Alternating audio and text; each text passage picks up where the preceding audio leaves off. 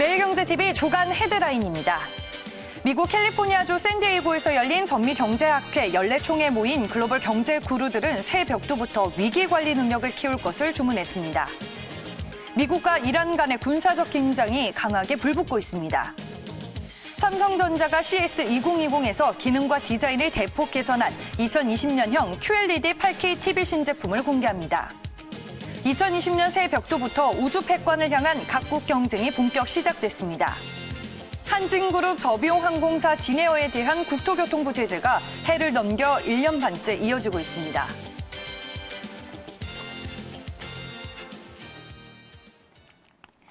네, 매일경제 조간 브리핑 시작하겠습니다. 1월 6일 월요일 오늘자 매일경제신문을 분석하고 깊이 들여다보는 시간이고요. 오늘은 매일경제 조간 브리핑 인사이트K의 배종찬 연구소장과 함께하겠습니다. 안녕하세요. 안녕하십니까? 네, 오늘 첫 번째 기사는 현지 시간 3일 미국 캘리포니아주 샌디에고에서 개막해 사흘간 진행이 되는 2020 전미경제학회에 대한 내용을 알아보도록 하겠습니다. 오늘자 매일경제신문 4면에 실려있는 기사입니다. 기사 제목부터 함께 보시죠. 네, 서머스, 부양카드 약발 다해, 신흥국 다시 위기 올 수도. 기사 내용 체크를 해보겠습니다. 미국 캘리포니아주 샌디에고에서 열린 전미경제학회 연례총회에 모인 글로벌 경제 구루들은 새 벽두부터 위기 관리 능력을 키울 것을 주문했습니다. 그 외에 이제 석학들이 올해 세계 경제를 어떤 관점으로 보고 있는지 좀 자세한 얘기를 들어보도록 하겠습니다. 먼저 경제 석학들이 꼽은 올해 금융 리스크는 어떤 것들이 있었나요, 소장님? 위기 관리 능력을 키워라. 이게 이 핵심적인 키워드가 될 수 있겠는데요. 올해 경제는 좋아질 것 아닌가라고 생각했는데 물론 뭐 다른 전망도 있었습니다. 올해도 쉽지가 않을 것이다. 이것이 바로 경제학자들의 이야기입니다.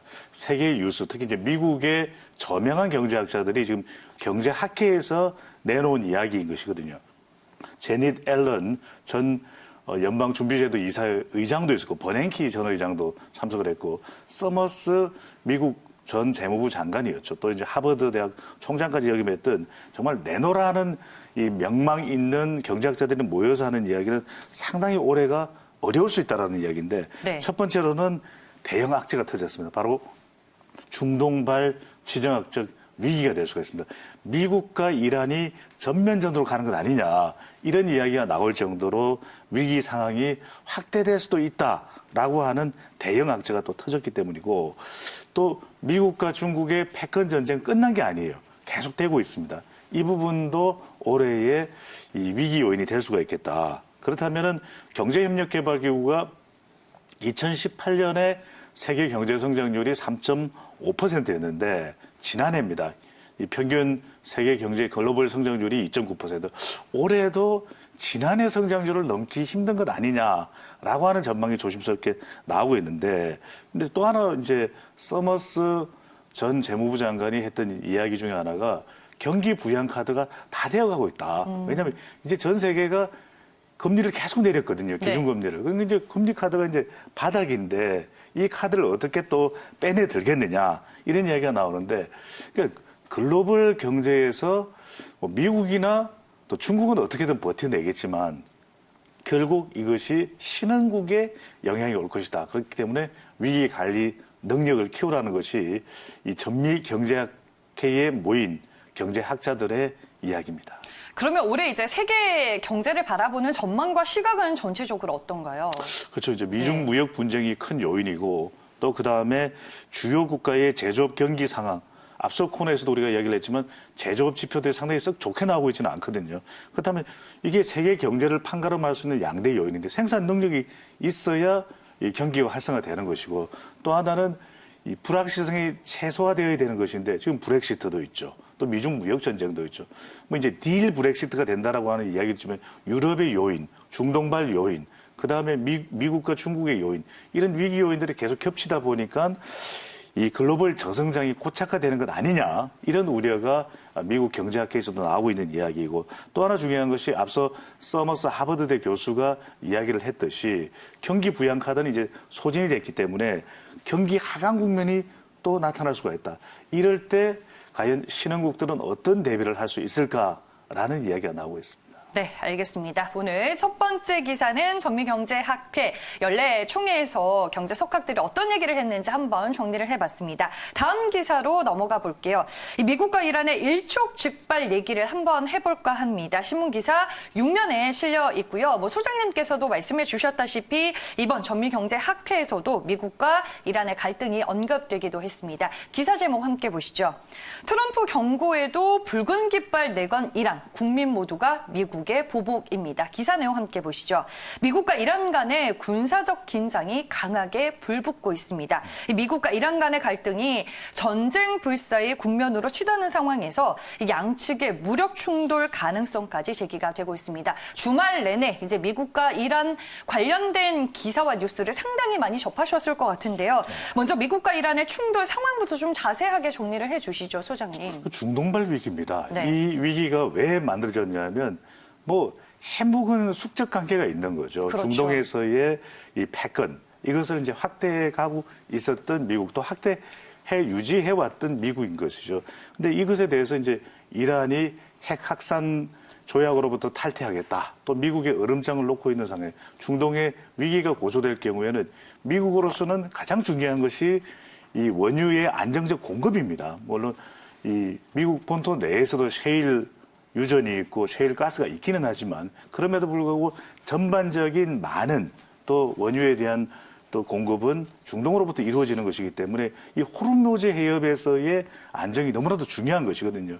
그런데 이 지역 내의 갈등, 쉽게 말씀드리면 이란은 시아파입니다. 시아파. 그리고 사우디아라비아는 미국의 동맹이죠. 순위파입니다. 이 갈등들이 계속 이어져 왔던 것이거든요. 이란, 이라크도 마찬가지고. 그리고 여기에는 또 이스라엘 변수도 있는 것이고. 그러다 보니까 너무 우리 매일경제에서 현장에 이 진행되고 있는 분위기 표현을 잘했습니다. 미국과 이란 간의 군사적 긴장이 강하게 불붙고 있다. 이 불붙게 된 결정적인 원인은 미국이 드론을 통해서 또 중요한 인물이죠. 핵심 인물인 이란의 혁명 수비대 이 가셈 솔레이머니를 이제 피습 공격을 해서 피습당해서 이 사망을 하는 사건이 발생을 했거든요. 이게 이제 중동에서 지금 특히 이란에서 이 미국에 대한 적개심이 불타오르고 있는 상황이 됩니다. 그러다 보니까 이에 대한 보복으로 이라크 바로 인접국가죠. 이란의 인접국가인 바그다드의 미국 공군기지에 박격포 포격을 했습니다. 그다음에 좀 이게 군사적으로는 중립지대죠. 바그다드의 그린존에 있는 미국 대사관에까지 박격포가 날아가는 상황이 발생하다 보니까 이제 미국에서도 가만히 안 있겠죠. 그러다 보니까 노스캐롤라이나의 특히 공습단 또 특수전이 수행 가능한 군인들이 주로 어디에 있냐면 노스캐롤라이나 포트 브래그에 있습니다. 이 부대로부터 3,500명이 사실상 지금 가고 있는 중이라고 하거든요. 이렇게 되면 중동에서 미국과 이란 간의 실제 전쟁 전투가 벌어지는 것 아닌가라는 상황까지 이어지고 있는 모습입니다. 네, 오늘 이제 새벽에 나온 뉴스까지 보니까 이란 입장에서는 사실상 핵 합의까지 탈퇴를 선언하고 있는데 말씀해 주셨다시피 미국 쪽에서도 이제 추가적으로 파병이 되고 있는 상황입니다. 그러면 양측 간의 전면전이 실제로 발생할 가능성은 어느 정도라고 볼 수 있을까요? 예, 전면전 가능성은 좀 낮아 보여요. 네. 그런데 이 전면전 가능성이 낮은 가장 큰 이유는 트럼프 대통령도 조금은 신중한 입장입니다. 그동안 독서를 서슴지 않았던 이란에 그리고 북한에. 그런데 이게 이란과의 전면전으로 갈 경우에는 올해 대선에 상당한 또 타격을 받을 수도 있습니다. 왜냐하면 눈에는 눈, 이에는 이 이렇게 대응을 할 수도 있겠지만 미국 입장에서는 그렇게 될 경우에 상당히 미국 경제도 문제가 될 수가 있는 분이고 특히 하나는 이란으로 보더라도 이란이 미국을 이긴다는 것은 좀 상상하기가 좀 어렵거든요. 그렇다면 이기기 어려운 미국과 대항을 할 까닭도 좀 줄어드는 것이고 그래서 이 전면전은 상당히 낮다. 하지만 그래도 어떤 현상이 나타날 수 있냐면 이라크 내에 미군 기지를 공격하는 이 일종의 이 국지전 또는 대리전이 계속해서 일어날 수가 있는 것이거든요. 만약 이렇게 될 경우에는 이 분쟁 지역에서의 위기 상황이 계속 높아지기 때문에 글로벌 정시나 또는 이 중동에서의 안정이나 이런 것들은 상당히 또 위협을 받을 수 있는 것이고 또 하나 중요한 건 사이버 공격도 예상됩니다. 왜냐하면 미국의 주요 기관에 대해서 테러나 해킹 이런 공격을 이란에서 해올 경우에는 미국 국내에서도 상당한 타격을 뭐 사이버 공격으로 인해서 받을 수 있는 부분이 있을 테고, 또 하나는 이제 결정적으로 전면전으로 갈 확률이 낮은 것은 심지어는 상원에서도 이 전쟁에 대한 우려 때문에 이란에 대한 적대시 행동이나 전쟁까지 가는 사항을 결정할 때에는 반드시 상원의 의결을 거쳐야 된다라고 하는 결의안이 통과됐고요. 또 하나는 미국 여론이 벌써 80여 곳에서 반전 캠페인이 일어나고 있습니다. 더 이상 전쟁은 네. 안 돼 하는 미국 국민들의 여론을 생각한다면 바로 올해 뭐가 있습니까? 대통령 선거가 있거든요. 전면전으로 가기는 어려워 보입니다. 네, 알겠습니다. 뭐 이란 입장에서는 지금 또 강력한 보복까지 예고를 하고 있는데요. 오늘자 매일경제신문 6면에 실려 있는 중동발 리스크에 대한 얘기를 두 번째로 나눠봤습니다. 세 번째 기사는 현지 시간 7일 라스베이거스에서 개막하는 CS 2020에 대해서 알아보도록 하겠습니다. 네, 기사 제목 체크를 해볼게요. 삼성의 TV 초격차, 더 생생해진 8K 영상 배젤 없이 즐긴다입니다. 기사 내용 보시죠. 삼성전자가 CS 2020에서 기능과 디자인을 대폭 개선한 2020년형 QLED 8K TV 신제품을 공개합니다. 올해 CS 주요 테마로는 5G, 인공지능, 증강현실, 그리고 스마트홈, 모빌리티, 디지털 헬스케어 등이 꼽히고 있고요. 한국 대표 기업으로는 삼성뿐만 아니라 현대와 SK, LG 등 4대 그룹도 총출동을 할 예정입니다.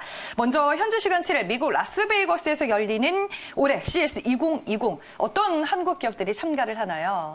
그러니까 이게 조금 전에 이창진 앵커가 너무 딱 걸맞는 표현을 해주셨는데 총출동.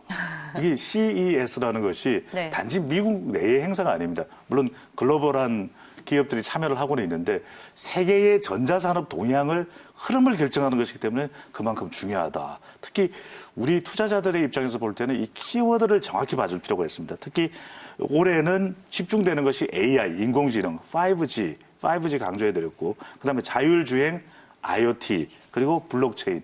그러니까 이것이 주로 전자 관련 이 전시 박람회에다 보니까 주로 우리가 전자업계만 생각할 수 있잖아요. 그런 게 아닙니다. 이 참여하는 기업들을 보게 되면은 삼성, LG도 있지만 현대자동차가 참여를 하고 있거든요. 네. 그만큼 이제는 커넥티드 카에서 5G나 자율주행 이것이 사실 전자기술로 이루어지기 때문에 그만큼 중요해질 수밖에 없다라는 것. SK도 참여를 하는데 흥미로운 점은 두산도 참여를 하고 있고요. 이제 두산은 주로 중화학공업 쪽에 위주를 했는데 새로운 또 모멘텀을 만들기 위해서 이번 CES에 참여한다고 볼 수가 있겠고 또 하나 흥미로운 건 카카오 프렌즈 캐릭터 좋아하시죠, 장님? 근데 네. 카카오 프렌즈도 참여를 하고 있습니다. 이제는 기업의 업종과 종목에 상관없이 이 CES에 대한 관심도는 그만큼 높아졌다고 볼 수 있고 심지어는 우리가 알고 있는 대체적인 좀 성장 가능성이 있어 보이는 스타트업 기업들도 해서 포함해서 한 390여 개 기업이 우리나라에서 이제 참여를 하고 있는데 주목할 기업 중에는 한글과 컴퓨터도 인공지능, 그다음에 IoT, 사물 인터넷 등에 대한 관심으로 참여가 된다고 알죠. 한글과 컴퓨터는 우리가 한글 소프트웨어와 관련이 있다고 생각할 텐데 이제는 기업들이 속속 변신을 하고 있는 모습으로 나타나고 있습니다.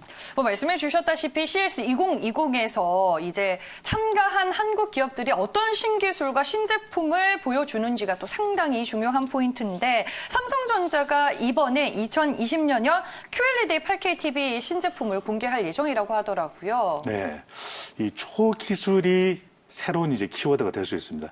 삼성도 지난해에 이 올레드 TV를 통해서 폭포가 쏟아지는 아주 멋진 장관을 연출했었거든요. 근데 올해 주목받고 있는 것은 또 삼성전자 TV입니다. 8K 화질도 더 좋아졌는데 네. 첫 번째 특징은 테두리가 없습니다. 이거 우리 테두리가 주로 이제 베젤이라고 하는 표현을 쓰는데 이 테두리 자체가 없어져서 더 화면이 생생하게 전달되는 효과를 가져올 수 있겠고 그만큼 또 소비자들이 주목을 하고 있습니다. 그 다음에요. 이제 TV는 AI, 인공지능 기술을 이제는 제외하고는 설명할 수가 없습니다. AI 기술이 탑재되어 있어서 업스케일링, 이제 더 성능이 향상돼서 화면을 가장 최적의 화면을 잡아주는 것인데 우리가 스마트폰을 볼 때도 그렇지만 TV를 볼 때 저화질 부분을 보면 아유 답답하거든요. 근데 이걸 어떻게 하면 고화질로 바꿀 수 있을까? 이제는 이 TV를 통해서 구현이 가능한 것입니다. 업스케일링 기능을 통해서 저화질의 영상도 고화질로 만들어주고요. 그다음에 우리가 요즘 스트리밍 서비스 넷플릭스나 또 등등등 또 웨이브나 이런 스트리밍 서비스를 보면은 항상 좀 저하질이 되는 경우가 있거든요. 좀 속도가 느리다든지 이것마저도 감지를 인공지능이 해서 최적의 화질을 보여주는 오디오는 물론이고요. 정말 초기술이 이제는 이 전자산업을 선도하는 현장을 이 CES에서 볼 수 있겠습니다. 네, 뭐 여러 가지 디자인과 기능에 대해서 얘기를 해주셨습니다. 뭐 베젤리스 같은 경우에는 휴대전화에 많이 적용이 됐었는데 이제 TV로까지 확산이 되고 있다는 생각이 들고요. 이 베젤리스 TV는 삼성이 또 세계 최초로 공개를 하는 거라고 합니다. 이렇게 해서 저희가 세 번째 기사까지 만나봤고요. 네 번째 기사로 이어가 보겠습니다. 매일경제 조간브리핑 네 번째 기사는요. 14면에 실려 있습니다. 기사 제목부터 체크를 해볼게요.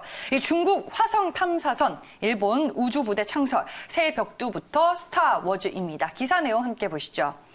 2020년 새 벽두부터 우주 패권을 향한 각국 경쟁이 본격 시작이 됐습니다. 지금껏 이제 수많은 나라가 화성 착륙에 도전을 했지만 미국을 제외한 모든 나라가 또 실패하기는 했었습니다. 지난번에 또 소장님과 함께 이 시간을 통해서 미국의 우주군 창설 뉴스를 전해드렸는데 지금 뭐 중국도 화성에 가는 게 목표고요. 화성 탐사 프로젝트를 진행을 하고 있습니다. 그 외에 각 국가별로 우주 패권에 대한 욕심이 지금 상당한데 먼저 미국이 우주군 창설에 대한 계획을 최근에 또 밝혀왔잖아요. 그 배경과 함께 자세한 내용 부터 먼저 다시 정리를 해볼게요, 소장님. 우주전쟁입니다. 네. 우주전쟁. 우리가 이 할리우드 영화를 보면은 우주전쟁의 주역은 항상 미국이었어요. 이게 외계인과 뭐 싸우는 것도 그렇지만 우주 탐사를 할 때 이 우주전쟁을 하다 보면 항상 우리가 보게 되는 네 글자가 영문 나사입니다. 근데 이제는 더 이상 나사만이 우주 공간의 주역은 되지 않는다. 이런 이야기가 될 텐데 우선적으로 미국이 우주 개발에 가장 앞서 있는 국가이면 분명하거든요. 네. 그렇게 이제 이야기가 되는 이유는 지난해 말에 이 새로운 우주군을 창설하겠다라고 트럼프 대통령이 계획을 밝혔는데 우리가 우주군 그러니까 뭐 하는 것인가 생각했을 텐데 우리 군의 편지를 보면은 육군부터 시작을 해가지고 여기서 이제 뭐 공군이 또 분리돼서 나오기도 하는데 말 그대로 이제 육군, 해군, 공군, 우주군 이렇게 따로 편성이 된다는 이야기입니다. 그만큼 하나의 군 단위로서도 중요한 이제는 의미가 있는 것이 됐다라고 하는 것을 확인할 수가 있겠고요. 트럼프 대통령이 이런 이야기를 했습니다.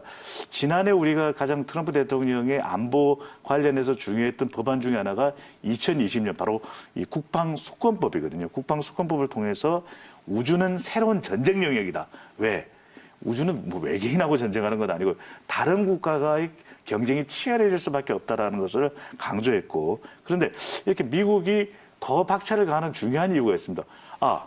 미국이 홀로 독주하고 있으면 이런 위기감은 안 가질 텐데 네. 어떤 나라 때문이냐? 이 중국입니다. 중국에 어떤 소식이 전해왔냐면 달 뒷면에 착륙을 했다라는 거예요.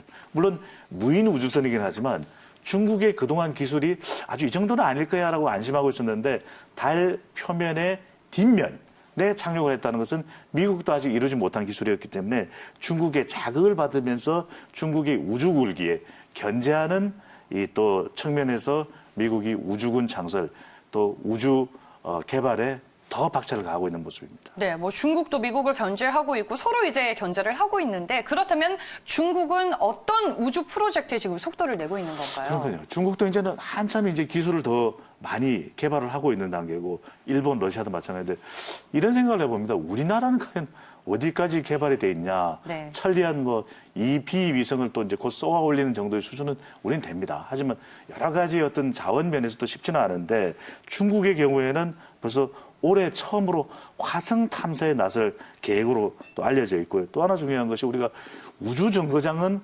아무나 만드는 것이 아니라 그랬는데 이 올해 자체 유인 우주선인 우주 정거장인 탱궁을 2024년까지는 또 개발을 하겠다. 더 나아가서 이 우리가 미국만의 고유한 또는 러시아가 조금 흉내를 내는 정도인 우주 왕복선 개발을 중국이 2045년까지는 핵 추진으로 하겠다라고 하는 계획을 발표한 상황입니다. 네, 미국과 중국을 이제 먼저 살펴봤고 그 외에 그렇다면은 우주 패권을 잡기 위한 일본과 러시아의 행보는 또 어떤가요? 그러니까 우리는 일본의 행보에 대해서는 상당히 좀 민감해질 수밖에 없는 것이 일본이 그동안 우리가 전쟁할 수 있는 국가를 이야기할 때 항상 떠올랐던 키워드가 용어가 바로 자위대거든요. 네. 이 자위대를 항공 우주 자위대로 재편하겠다. 이런 또 방향을 설정하기 때문에 우리로서는 상당히 또 위협이 될 수밖에 없을 것이고 러시아의 경우에는 조금 자국 내 경제개발 쪽에 치중을 하고 있다 보니까 최근 들어서는 주춤했는데 그럼에도 불구하고 2031년까지는 미국과의 경쟁이 뒤처지지 않겠다.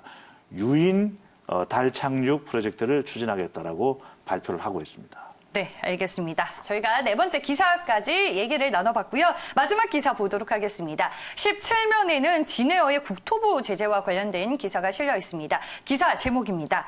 해넘긴 진에어 제재, 국토부는 묵묵부답입니다. 기사 내용 함께 보시죠. 한진그룹의 저비용항공사인 진에어에 대한 국토교통부 제재가 해를 넘겨 1년 반째 이어지고 있습니다.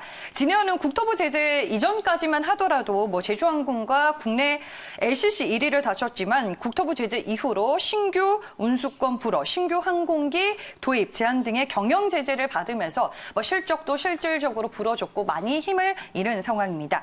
그렇다면 2018년부터 계속되어 온 진에어의 제재, 이 과정과 진행이 어떤 상황인가요? 이게 오너 리스크라고 이야기를 할 수밖에 없는데 네. 경영 불확실성이 발생한 거죠. 근데 이 부분은 우리가 여론에서도 여러 번 지적을 했듯이 탓할 수 있는 부분입니다. 그런데 기업은 또 기업이거든요. 이 기업은 오너만 있는 것이 아니라 이용 소비자도 있는 것이고 네. 또 기업 내에 일하는 임직원들도 있는데 과연 정부의 판단 이런 불확실성은 과연 우리가 어떻게 지적하고 평가를 해야 될까 이 대목입니다. 진에어 좀 많이 우리가 이 진에어를 저가항공사 이용을 해보신 부분들도 있을 텐데 2년여 전입니다. 2018년 4월 세간에 널리 알려졌던 조현민 전무죠. 물컵 갑질 항공법 위반 논란이 일어나면서 이 국토교통부에서 이제 제재를 가했던 겁니다. 네. 그래서 이 제재 이후에 여러 가지 일들이 있긴 했습니다. 진에어 면허 취소 검토를 착수했었고 신규 노선을 불허하는 이런 제재를 가했었는데 문제는 그렇습니다.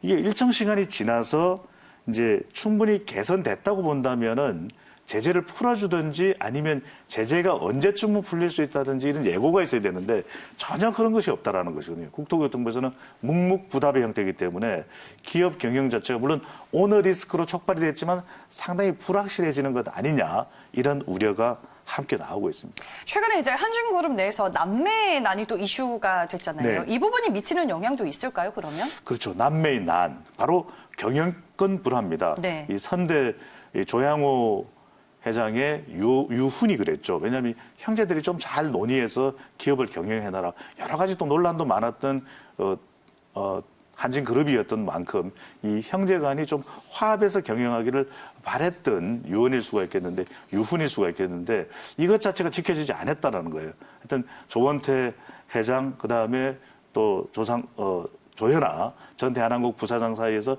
불화가 있었는데 그 불화 이후에 또 이 조원태 회장이 엄마를 찾아가서 여러 가지 그 일이 좀 서로 간에 다툼이 있다 보니까 그것이 노출되면서 이 여론 자체가 또 진에어의 제재에 상당한 여론 영향을 미치는 것 아니냐 이런 현상으로 나타났던 거죠. 그럼 현재 국토부 제재에 대한 여론의 분위기는 좀 어때요, 소장님? 그렇습니다. 이제 두 가지로 나눠봐야 될 것 같아요. 오너 리스크 촉발이 되고 형제 간의 경영권 불화가 있는 이 부분에 대해서는 여론이 상당히 안 좋습니다. 근데 이건 또 우리가 이 여론에서 인정할 수 있는 부분이기도 하겠죠. 근데 문제는 뭐냐면 이 기간 동안에 지금 한 18개월째 흘러가고 있죠. 그러다 보니까 진에어의 사세가 상당히 위축이 되고 있는 모습으로 나타나고 있는 것인데 경쟁사였던 제주에어는 인스타항공인가 이스타항공을 인수해서 새를 불려가고 있는데 이 상황에서 진에어는 경영권 불안정으로 인해서 또 국토부의 제재도 있고 상당히 불안정한 경영이 되고 있다는 것이거든요. 네. 그렇다면 결국 어떤 여론도 일각에서는 나타나고 있느냐면 국토부의 입장 자체가 상당히 좀 과하다. 왜냐하면은 이런 여론은 여론이지만 기업의 경영에 대해서는 분명한 기준이 있어야 되는데 이 기준을 확인해 보기도 쉽지가 않은 것이고 계속 이렇게 해서 머뭇거리고 묵묵부답의 형태로 가다 보니까 이와 관련된 오너 이외의 이해 당사자들, 소비자, 또 지분 참여자, 그다음에 투자자 등등등 임직원 등 이들의 불확실성은 상당히 커질 수밖에 없기 때문에 여기에 대해서 좀 분명한 대답이 필요한 것 아닌가. 좀 여기에 대한 불만의 여론도 함께 나타나고 있습니다. 네, 알겠습니다. 해를 넘기게 된 진에어의 제재를 저희가 마지막 기사로 살펴봤습니다. 매일경제 조간 브리핑 오늘 준비한 내용은 여기까지고요. 지금까지 인사이트 K의 배종천 연구소장과 함께했습니다. 오늘 말씀 고맙습니다. 감사합니다.